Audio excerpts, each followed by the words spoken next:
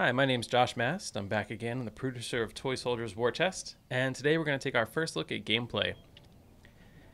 So Toy Soldiers War Chest at its heart is a strategy game, a tower defense game, and we're playing as Kaiser, defending our toy box from the attacking Starbright army.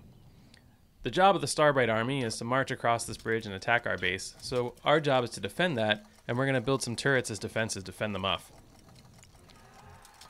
Just like in the previous Toy Soldiers games and other tower defense games you may have played, the core of the strategy is by placing and upgrading these turrets to fight off the attackers.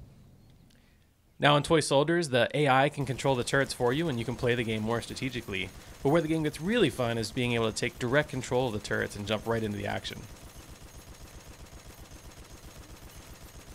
By taking direct control of the turrets and shooting at the enemies ourselves, we're doing a lot of fun things, so it's of course more fun to play that way, we think. And you're also earning extra money that you can use to upgrade faster, and you're earning action points that we'll see a little bit later when you can call in more powerful units by spending your action points to deploy your hero, your vehicle, and some of the more powerful attacks like barrages. You can see here as the fight's going on that the environment is reacting. We're destroying and sort of knocking down bits and pieces of toy. Plastic and springs are falling down, raining from the sky. Now for this next attack, it's a little bit stronger infantry. We've got the buddy bears. These are the stuffed bears who are leading the attack. So we're going to call in our hero Kaiser.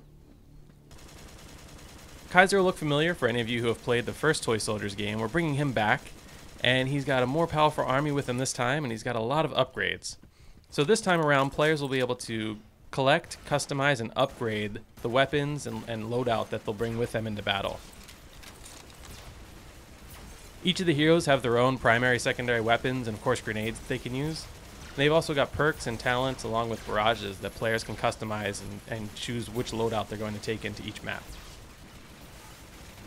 Now the heroes are pretty strong, but Kaiser didn't last against that one. He got taken down by the buddy bears, so we're going to build something a little bit more powerful this time and build an artillery turret.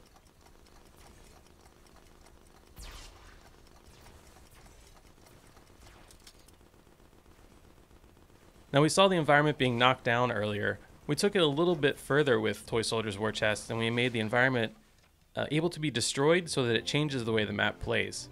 So what we're going to show and take a look at here is being able to use this artillery turret to destroy this bridge so that enemies can no longer walk straight into our base.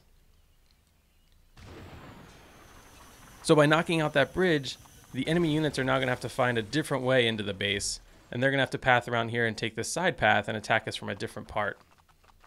So this is cool because now players can change the way the map plays, and they can decide if they want to create choke points in different places and how they want to try to create barriers and entry points for enemy units to get into and attack their base. So now that we've got enemies coming in a different way, we need to set up some more defenses. We'll build another turret over here, and you can see for the first time we've got some armored units coming down behind these pixies, these armored unicorns.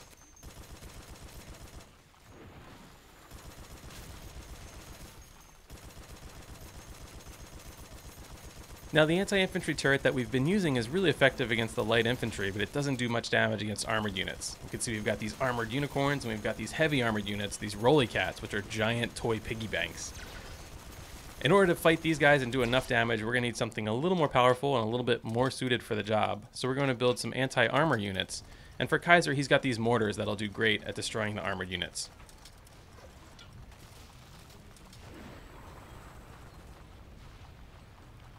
We saw earlier with the artillery the ability to take direct control of the bullets after they're fired. It's something we called shell cam. And you can do that with all the turrets in the game. So all of these turrets that are firing projectiles, by holding down the trigger, you can actually guide and adjust them as they're fired and speed up and slow down to get a little bit more precision and aim a little bit more closely to the enemies.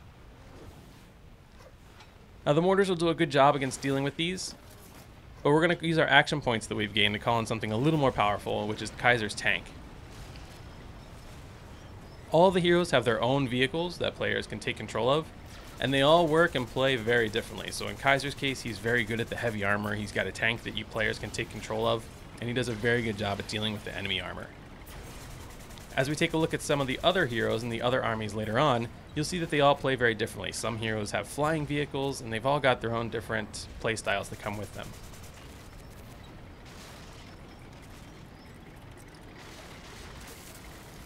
Now Kaiser's tank did a good job at dealing with the armored units, but if we look at our wave list, we can see we've got aerial units coming next. So we're going to need to build some anti-air defense to deal with it. And Kaiser's got a flak cannon that'll work really well. So we'll place a few flak cannons around the map and we'll do some upgrades to get ready for it. We've got a flock of Pegasus attacking us, and they're supported by some fairies that are going to fly around and heal the units as they pass them on the battlefield. Now, just like the mortar, we've got that shell cam to let players take control of and guide the missile once it's been fired. And like the rest of the turrets, players can also choose to play more strategically. If you're not great or you don't have a lot of fun shooting the flak cannon, you can choose to stay in the tank or in a different turret and deal with some of the other enemies and let the AI take control of your anti-air turrets.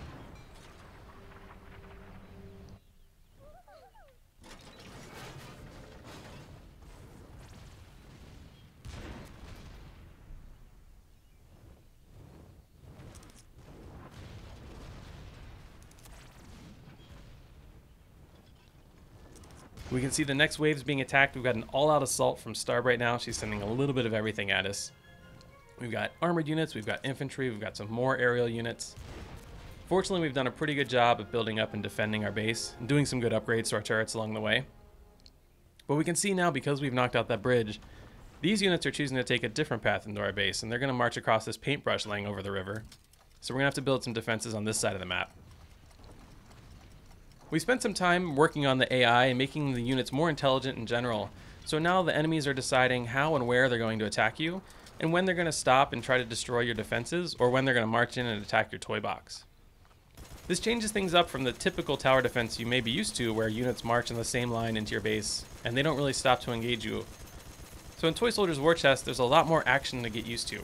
You've got to have defenses all around your base and a well-rounded and well-upgraded defense to fend off the attackers. We've got our turret here, and they're doing a good job at trying to defend it, but it's not going to be enough. Fortunately, we've got enough action points by taking control of the turret that we can call in our most powerful attack, which is Kaiser's barrage. Today we're looking at his Zeppelin barrage. You can see the players can control where and how it's going to enter the battlefield, and then you'll see the Zeppelin come in here and destroy this wave of attackers. All the heroes have several different barrages that players will upgrade and collect as they play through the game, and players can customize and choose which ones they want to take into each map.